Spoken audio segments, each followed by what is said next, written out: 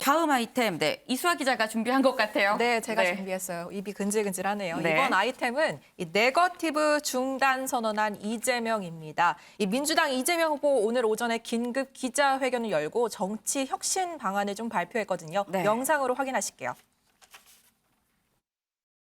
정파, 연령 상관없이 국민을 위해 꼭 필요한 인재라면 넓게 등용해서 완전히 새로운 내각을 구성하겠습니다. 대한민국 역사상 가장 젊은 국민 내각을 구성하겠습니다. 청년 세대는 이재명 정부의 가장 든든한 국정 파트너입니다. 30대, 40대 장관을 적극 기용하겠습니다.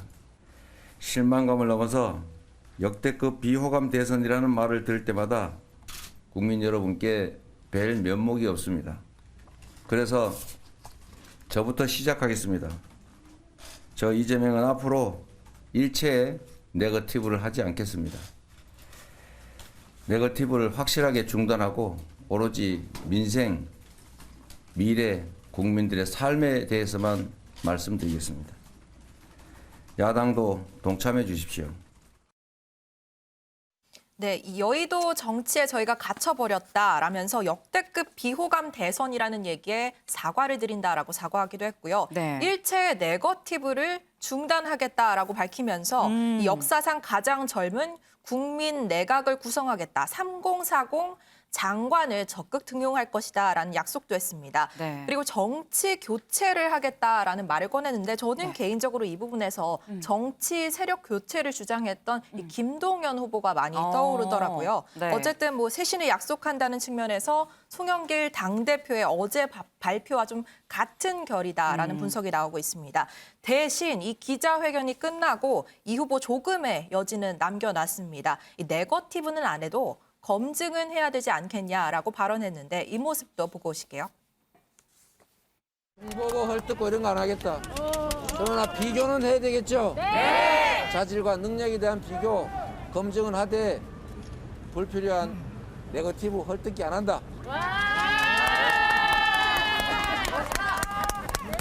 지금 국민의 삶을 얘기하기도 힘들고 바쁜데 지금 어디 뭐 누가 어쨌느니 저쨌느니 옛날에 네가 뭐 어쨌느니 네가 어릴 때 뭘 했느니 이런 거 할 시간이 없죠. 네.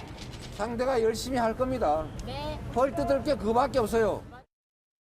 날 돌아가신 어머니 얘기 야당은 실컷 해라. 우리는 좀 공약에 집중하겠다라고 말하면서도 그래도 자질과 능력 비교는 좀 해야지 검증은 하겠다라고 밝혔습니다. 네. 이 이재명 후보가 발표한 쇄신안 중에서 가장 눈에 들어오는 부분이 사실 이 네거티브 부분입니다. 일체의 네거티브를 하지 않겠다. 근데 이게 눈에 들어오는 이유가 물론 뭐 비호감 대선이라는 얘기도 있긴 합니다만 이재명 후보 불과 어제도 윤석열 후보 이 비판하지 않았었나요? 네, 어제 꽤 강한 표현을 써가면서 네. 윤 후보를 비판했죠. 이 경기도 유세 중에 국민을 개돼지로 취급하고 거짓말하는 사람들에게 나라를 맡기면 안 된다면서 윤 후보를 저격했습니다. 영상으로 보고 오실게요. 세상이 바르게 바뀌어가야지. 거짓말하고 무능하고 국민을 갖다가 개돼지 취급해서 거짓말하면 막 넘어가는 그런 존재로 아는 사람들에게 이 나라를 맡기면 안 되겠지요. 네, 나라의 주인은 국민인데 표 찍는 사람인 줄만 알고 이 정치 권력을 자기가 누리는 권세로 아는 사람이 들어가면 안 된다라고 말했는데요. 네. 이 하태경 의원은 여기에 대해서 과거 이재명 후보의 SNS 글을 공유하면서 이 후보 본인이 국민을 개돼지로 알고 취급한 건 벌써 잊은 모양이다. 이 후보는 자신을 비판하는 국민을 쥐닭으로 표현했다라고 비판했습니다. 네. 이 하 의원이 공유한 이 후보의 과거 글을 오른쪽에 지금 나오고 있는 글을 좀 보면요. 네. 이 마팔은 쥐나 닭 같은 동물이나 벌레 같은 거 아니면 다 해드린다. 아니면은 뭐 본인이 쥐닭 벌레에 해당하시냐, 왜 부들부들 하시냐 등의 과거 글이 공개된 상황입니다. 네. 이 후보뿐만 아니라 좀 여당 인사들도 네거티브에 참정 중인데요. 네. 이해찬 전 대표는 윤 후보와 전두환 씨의 이름을 합해서 이 윤두환이라는 별명을 언급했습니다. 윤 후보가 그리는 국가가 전두환 씨의 국가와 닮아서 윤두환이라고 부르던데 누가 지었는지 참으로 선견지명이 있다라고 얘기하는 모습이었고요. 이 유시민 전 이사장은 윤 후보가 대통령이 되면 처가 문제 등 이른바 윤석열 리스크가 국가적인 문제가 될 것이다라고 언급을 하면서 또 이 윤 후보가 한 방송에 나와서 김건희 씨에 대해서 언급한 게 있어요. 그래서 김 씨가 본인이 정치에 들어오는 걸 좀 안 좋아했다라고 말한 부분이 있는데 네네. 여기에 대해서 그걸 윤 후보가 믿었다면은 정말 저 사람이 바보인가 아니면 국민을 바보로 아는 거야라는 의문이 생겼다고 비판하기도 네. 했습니다. 지금 보면 이해찬 전 대표까지 지금 굉장히 좀 강하게 이 비판하면서 나서고 있는 그런 상황입니다. 근데 이재명 후보 어쨌건 네거티브 안 한다고도 이 얘기를 했었던 오늘의 이 쇄신안 사실은 어제부터 좀 낌새가 있었다라는 얘기가 있어요. 네, 어제 오후 진행된 한 언론 인터뷰에서 말한 네. 부분이 그렇게 짚히고 있는 건데요. 이 설 연휴에 예정된 토론회에서 혹시 김건희 씨 얘기를 할 것인가라는 질문이 나왔는데 여기에 대해서 이 김건희 씨 녹취록을 언급할 생각이 없다고 밝혔습니다. 만약 윤 후보 측이 이 방송을 보고 있다면 그런 쪽으로는 방어할 생각은 안 해도 된다라고까지 말했는데요. 그러면서 국민의힘 전신인 한나라당이 과거 천막 당사를 했던 것에 대해서 언급하면서 그때 보수 야당 전원이 좀 모여서 같은 옷 입고 석고대죄하고 이런 부분에 대해서 본인이 잘 이해하지 못했는데 지금 와서 생각하니까 그게 타당한 측면이 좀 있더라. 그러면서 우리도 국민들이 마음을 여실 때까지 좀 인정하고 사과를 해야 한다고 생각한다라고 말했습니다. 또 어제 메타버스 일정으로 경기도를 방문할 때도 네. 시민들과 만나서 굉장히 당 쇄신을 강조하는 모습이었는데 이 모습도 저희가 영상으로 준비했습니다. 정치를 진짜 바꾸겠습니다. 정치인들도 바꾸겠습니다. 그래서 세상이 바뀌고 우리의 삶이, 우리의 미래가 바뀌도록 노력할 테니까 여러분께서 민주당이 진짜로 변하는구나. 지금까지처럼 말만 하는 게 아니라 앞으로는 정말로 국민을 하늘처럼 두려워하고 더 나은 변화를 만들어 갑시다. 그리고 정치 세력의 교체를 넘어서서 정치 자체를 바꾸고 세상을 바꿔서 내 삶을, 내 미래를 바꿉시다, 여러분. 네, 어제 수도권에 참 비가 부슬부슬 내리는 그런 네. 날씨였습니다. 그런데도 우산도 쓰지 않고 이 후보 나가서 이 연단에 서서 변화라는 단어를 24번이나 썼습니다. 오, 저희가 24번이나. 세봤는데 24번이었고요. 네. 그만큼 과거 민주당과는 좀 다른 모습을 보여주겠다라는 의지를 밝혔습니다. 네, 이게 보니까 지금 이수아 기자가 얘기한 것처럼 변화라는 얘기를 심지어 24번이나 이렇게 얘기를 하고 그리고 뭐 이 토론에서 김건희 씨 관련한 뭐 배우자 리스크 얘기하지 않겠다, 뭐 이 녹취 이 얘기하지 않겠다라고 얘기를 하는 걸 보면은 네 오늘 발표한 이 쇄신안이 뭐 갑툭튀라고 하죠. 갑자기 툭 튀어나온 뭐 이런 쇄신안은 확실히 아닌 것 같습니다.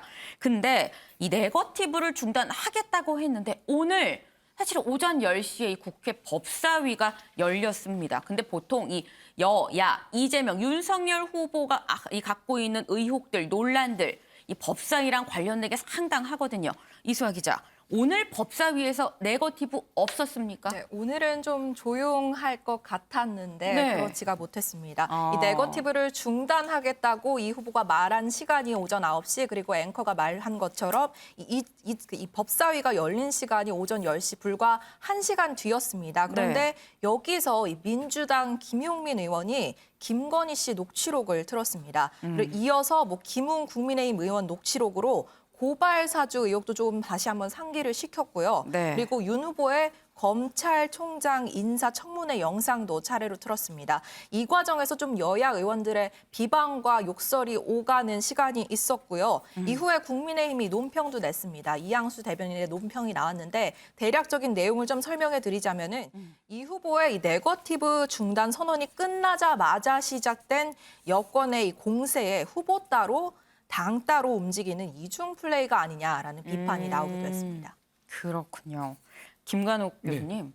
사실 지금 김용민 의원이 지금 법사위에서 이렇게 녹취를 튄 건 아마 이 검증 차원이라고 틀었었던 것 같아요. 아까 뭐 이재명 후보도 그래도 검증은 해야 되지 않겠냐, 네거티브는 안 해도라고 얘기를 했는데 이게 참 애매한 게 어디까지가 네거티브고 어디까지가 검증이냐 이 경계를 잘 잡기가 어려운 거거든요.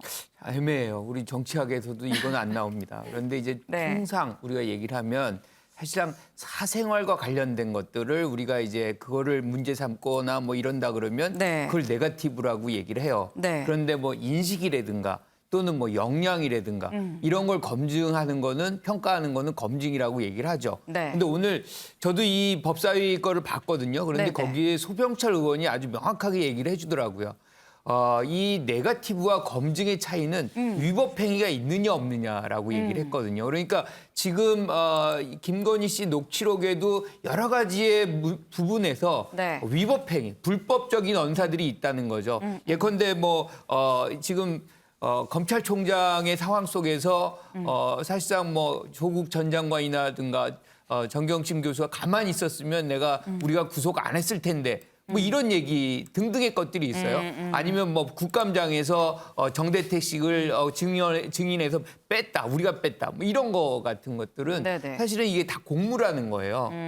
검찰총장의 공무인데 어떻게 부인이 다 아느냐 이거죠. 그러니까 소 의원의 주장은 그렇다는 거죠. 그러니까 그 자체가 공무상 누설죄에 해당이 된다는 거예요. 네네. 예컨대 이제 또 기자들 내가 정권 잡으면 가만 안 두겠다. 협박죄에 해당될 수 있다는 얘기죠. 그래서 이렇게 위법이고 불법적일 수 있는 부분에 대해서는 그거는 검증의 영역으로 들어오는 것이고 그것이 아니라 뭐 과거에 무슨 뭘 했다. 나이트클럽을 갔다. 뭐 어떻게 했다. 뭐 이런 것들은 사실 사생활이니까 네. 이거 자체는 검증의 대상이 아니라 네거티브다. 뭐 이렇게 규정을 하는 겁니다. 그래서 저는 이 부분은 뭐 이재명 후보가 계속해서 뭐 녹취록 얘기 안 한다 그래도 네. 그것이 위법 문제 또 우리 향후에 이제 정권을 잡았을 때 그 이후의 세상을 우리가 또 추측하게 되잖아요.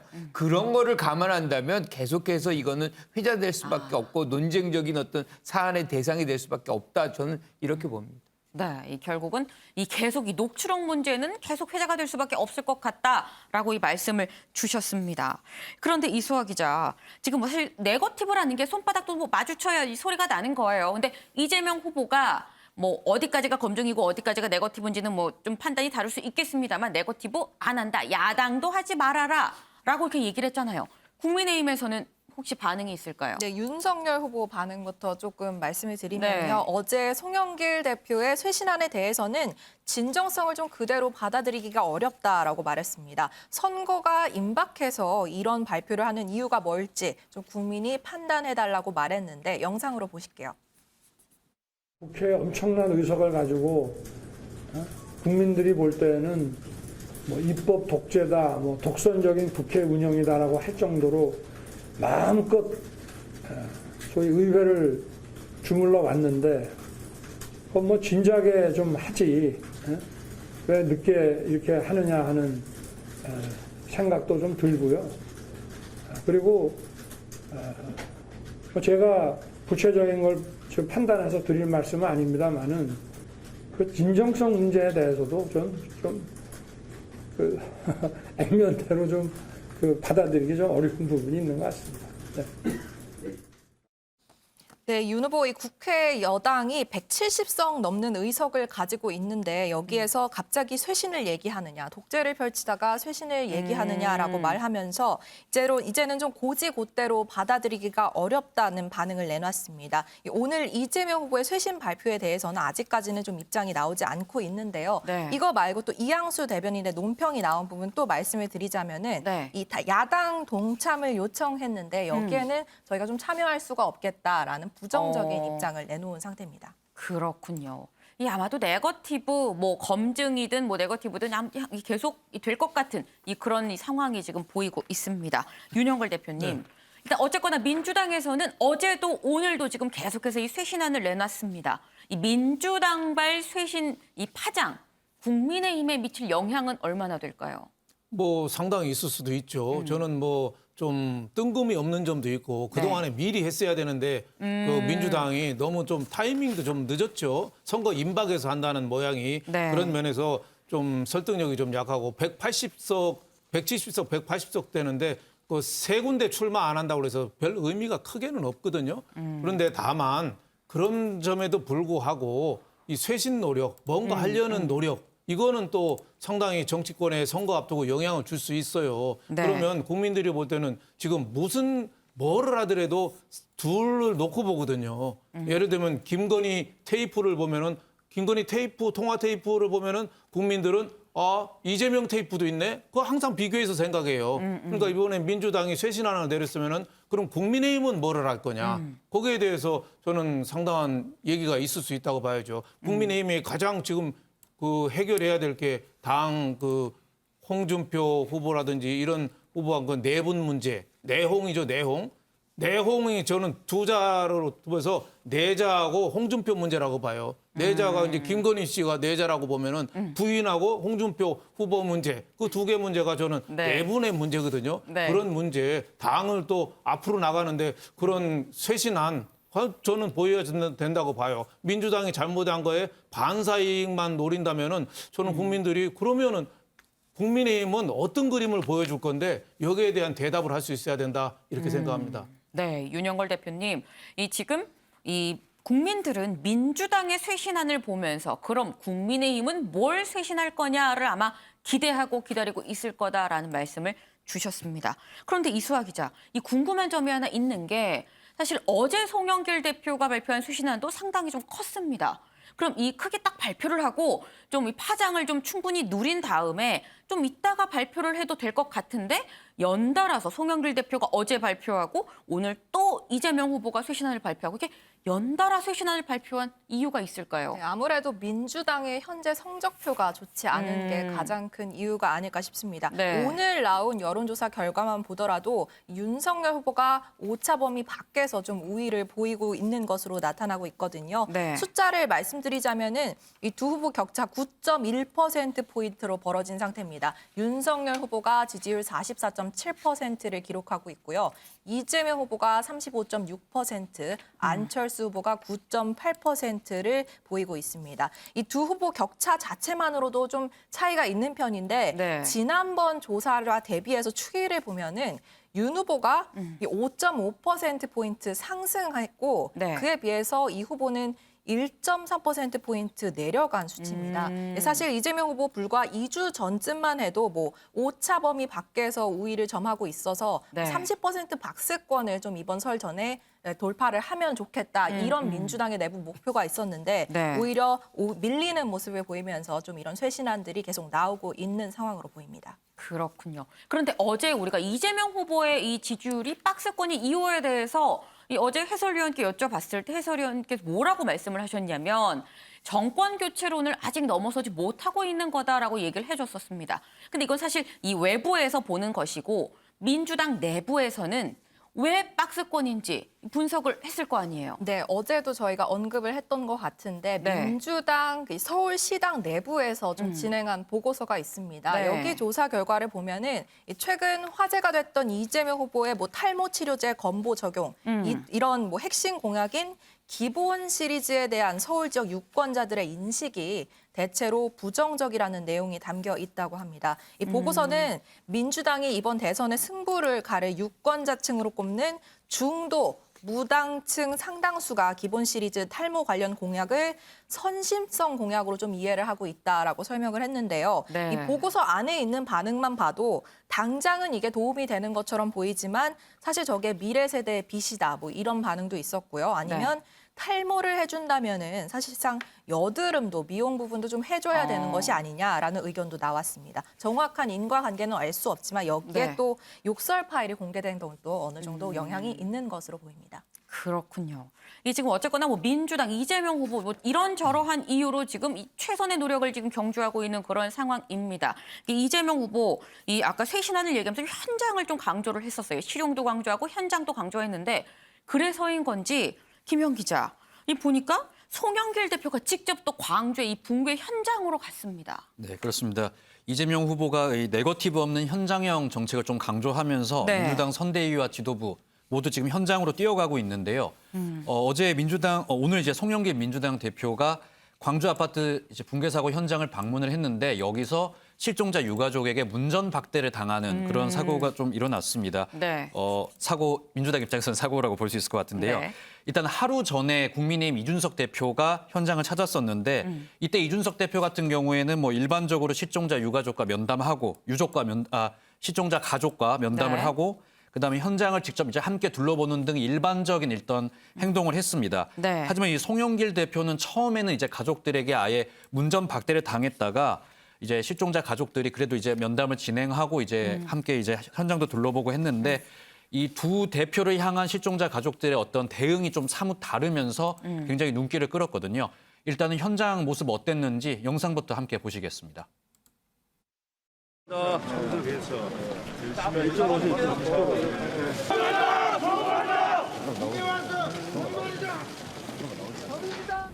민주당이 뭐 호남에 뭐 이런 거라고 하면서 실제적으로 어떻게 국힘당보다도 늦게 옵니까? 자기들 텃밭도 이렇게 관리를 안 하는데 누가 자기들을 찍어주겠어요? 누가 지지를 해주겠습니까? 사고 수습이 중요하고 워낙 위험한 현장이기 때문에 사고 막 났을 때 정치인들이 현장을 방문하는 것은 구조 작업에 방해가 될 염려가 크다고 생각합니다. 그래서 저는 쭉 국토부나 보고를 들으면서 정부 당국으로 하여금 철저한 만전의 계급을 부탁을 드렸고 우리 이 TF 단장을 맡고 있는 김영배 최고를 미리 보내서 중앙정부 차원의 수습을 한 다음에 오늘 저희가 오게 됐다는 말씀을 드리겠습니다. 네, 이준석 대표는 환영을 했지만은 네. 송영길 대표에게는 반대로 항의를 왜 했는지 저희가 피해자 가족 측에게 이제 프레스룸 저희가 직접 이제 물어봤는데요. 네. 사실 지금 이 광주 사고 현장에는 두 개의 이제 피해자 대표 측이 있습니다. 하나는 실종자 가족 측이고요. 네네. 또 하나는 이제 아파트가 무너지면서 주변 상가 등의 피해가 굉장히 상당했는데 네네. 이 피해 상가 등에도 피해자 대표 측이 있습니다. 네. 이 두 가지 대표 측이 있는데 지금 현재는 이 두 피해자 측 모두 민주당 이제 송영길 대표에게는 굉장히 항의를 거치게 한 상황입니다. 네. 일단 이 대표 측 이야기 들어보면 정부 여당이 어떻게 보면 이제 좀 적극적으로 나서지 않고 있다. 현장 방문도 야당보다 늦었고 어떤 적극성이 아쉽다 이런 입장을 계속 견지를 하고 있고요. 방문 반면에 이제 국민의힘 측에는 이 사고에 대해서 야당도 최대한 협조를 좀 해달라. 그리고 야당으로서 좀 정부를 압박해주고 뭐 좀 할 수 있는 걸 좀 다 해달라는 의미로 이준석 대표는 이렇게 조금 환영을 했지만은 송영길 대표에게는 좀 항의를 했었다. 이렇게 두 대표 측이 입장을 저희에게 전해왔습니다. 네, 김관욱 교수님. 뭐 김현 기자가 뭐 이 피해자 쪽에서 왜 반대를 했었는지도 얘기를 뭐 잘 취재를 지금 김현 기자가 해오긴 했습니다. 하지만 어쨌거나 민주당 입장에서는 다른 데도 아닌 광주에서 지금 국민의힘 이준석 대표는 그냥 들어간 저기를 지금 문전박대 당한 게 굉장히 대선을 앞둔 특히 이 시기에 뼈 아프지 않을 수 없어 보입니다. 그렇죠. 그러니까 정치는 약간은 감정의 영역에 있습니다. 그러니까 이 기대가 크면 실망도 굉장히 큰 거거든요. 네. 그런데 그것이 이제 사실상 현실화가 안 됐을 때 훨씬 더 나쁜 이제 효과를 발휘하는데 우리가 아까 지지율도 얘기했잖아요. 그러니까 왜 갑자기 오히려 녹취록이 나오고 나서 네. 윤석열 후보는 더 상승을 하고 이재명 후보는 더 떨어지느냐. 네네. 이게 MBC 효과거든요. 그러니까 많은 막 거기서 뭔가 엄청난 것이 나올 거라고 이제 얘기를 하고 뭐 이런 건데 사실 들여다보면 그렇게 크지 않았단 말이에요. 기대에 사실 충족이 못해서. 그렇죠. 내용을 보면 굉장히 큰 것들이에요. 네. 그런데 이제 기대를 너무 높여놨기 때문인 거고 광주도 마찬가지죠. 지금 민주당이 텃밭이라고 해놓고서는 지금 재앙 같은 저런 사고가 있었음에도 불구하고 민주당이 지금까지 안 가고 이제 간다. 저는 뭐 저거는 충분히 저렇게 항의를 받을 만한 그런 행위가 있었다고 저는 평가를 해요. 그래서 지금이라도 내려가서 사실은 이 광주의 이제 피해자 가족들을 어떻게 지원할 것인지에 대해서 좀 더 세심하게 노력하는 것들을 성실하게 하지 않으면 이 실망감이 더 커지거든요. 지금 이재명 후보의 지지율이 어디서 빠지느냐? 호남에서 다른 역대 선거보다도 민주당의 후보로서 지지를 많이 못 받고 있어요. 그러니까 다시 얘기하면 압도적인 지지를 받았다면 네. 그것이 또 수도권의 민심에도 영향을 주고 이게 시너지 효과가 만들어지면서 네, 네. 40% 뚫을 수 있는 확률이 굉장히 컸는데 호남의 어떤 지지율이 사실 정체되면서 집토끼가 문제인 상황이네요. 그렇죠. 그 부분을 좀 더 세게 갔었어야 되는 것이고 지금이라도 사실 지도부는 그냥 광주나 전주에 상주하는 게 맞아요. 그리고 실질적으로 거기에 지원할 수 있는 모든 거를 지원하고 특히나 이제 서울에서 지지율이 빠지는 부분은 어떻게 보면 부동산 문제가 굉장히 크거든요. 네. 그러니까 이거는 합리적인 어떤 정책들 그리고 아까 우리 말씀하셨지만 이렇게 뭔가 이렇게 많은 재정적 지원하는 것에 대해서 항상 긍정적으로 보지는 않거든요. 그러니까 그런 부분들 정책적인 부분들을 재점검한다 그러면 다시 반전의 기회는 이재명 후보가 있다. 뭐 저는 이렇게 봅니다. 네, 이 광주에서의 민심은 기대가 컸기 때문에 그만큼 또 이 실망이 크게 따라온 거다라는 이런 뭐 분석이셨습니다. 어쨌거나 지금 민주당 쪽 굉장히 지금 새 마음가짐으로 좀 어떻게 좀 해보려고 하는 그런 상황인데 지금 보니까 송영길 대표 휠체어 타고 갔음에도 불구하고 지금 문전박대를 그런 상황이에요. 송 대표 어제 사실 쇄신안 김영 기자 쇄신안을 발표했잖아요. 송 대표를 보니까 생각이 나는 게 쇄신안을 발표했을 당시에는 이 단독 결정이었단 말이죠. 그 이후에 비공개 최고위를 열고 이 당내 의견을 고했는데 그래서 당내 분위기가 어떤지를 사실 못 짚었어요. 취재됐나요? 네, 일단은 결론부터 말씀드리면은 민주당 당내 분위기 지금 좋지 않습니다. 송영길 대표가 비장하게 586 용태론 발표했지만요. 지금 네. 호응이 없는 상태입니다. 송영길 대표와 함께 나도 국회의원 선거 불출마하고 기득권 내려놓겠다 이렇게 나서는 의원이 지금 없는 상황이거든요. 네. 유일하게 지금 우상호 의원이 불출마 의사를 표명을 했는데 사실 이 우상호 의원 불출마 선언은 본인이 이제 서울시장 선거에 출마를 할 때 이미 약속을 한번 했던 적이 있고요. 이 약속을 지키겠다는 의미여서 송영길 대표의 이제 발표 이후에 이제 같이 나서는 의원들은 현재 없는 상황입니다. 이렇기 때문에 지금 민주당 내부에서도 굉장히 지금 곤혹스러운 분위기가 감지가 되고 있는 상황인데 네. 일단 민주당 상황부터 직접 한번 들어보시겠습니다. 잘 안 보입니다. 그 비밀리에 이야기하고 계신 것 같아서 아직은 누가 이렇게 확실하게 명확하게 이야기한다라는 건 없는 것 같습니다. 오늘 인터뷰 오기 전에 혹시나 또 단톡방에 어떤 글이 올라왔을까 하고 방금 전에 확인을 했었는데 네. 없더라고요. 아직은 뭐 공개 반발은 없고요. 네. 당원들에게 물으면은 거의 대부분 대찬성하실 거라고 생각이 듭니다. 근데 그 대상이 되는 의원님들의 이해와 양해 그리고 또 설득 이런 과정이 없이 하는 것은 사실은 좀 무리라고 좀 보이고 있고요. 그래서 당내 토론과 네. 또 거기에 동참하시는 의원님들이 정말 진심으로 진정성 있게 함께 같이 갈 수 있도록 조금 더 시간을 가지고 좀 토론하고 있는 상황입니다. 네, 김남국 의원 이야기 들어보면 이 민주당 의원들 사이에 함께 있는 이 단톡방이 있는 모양입니다. 네. 김남국 의원이 이 단톡방을 좀 확인을 해봤는데 용태를 선언한 의원은 아직 없었다 이렇게 라디오에서 이야기를 했고요. 네. 다만 의원들끼리 지금 토론은 하고 있는데 이렇게 설명을 덧붙이긴 했거든요.